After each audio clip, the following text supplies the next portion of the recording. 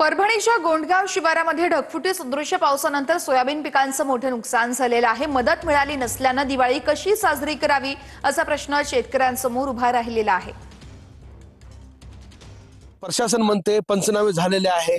तुमच्या भागात पंचनाम्याची काय स्थिती आहे? आमच्या नुकसानीचे पंचनामे झालेत का?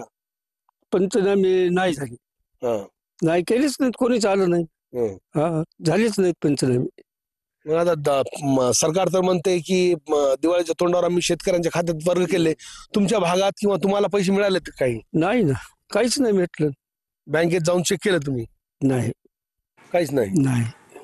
लातूरच्या देवणीमध्ये शेती पुरात वाहून गेली तरीही अजून कोणतीच मदत मिळाली नसल्याचं शेतकऱ्यांचं म्हणणं आहे। जमिनी खरडून गेल्यानं शेतकऱ्यांना आता रब्बी हंगामाची पेरणीही करता येणार नाही अशी परिस्थिती निर्माण झाली आहे। या संदर्भात आमच्या प्रतिनिधींनी अधिक माहिती घेतली आहे, बघूया।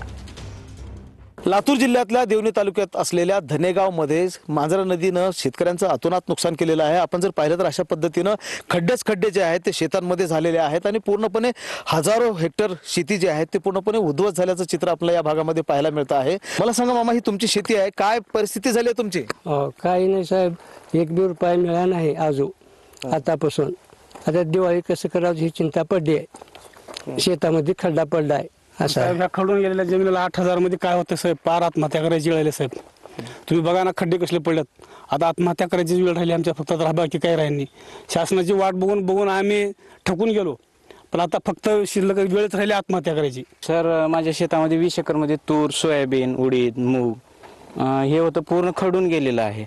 4 फूट 5 फुटाचे हे नाल्या पडलेल्या आहेत मोठमोठ्या, आणि शासन जे मदत करते 8,500 रुपये, याच्यानं काही होणार नाही आमचं। महेंद्र जोंधळे, TV9 मराठी।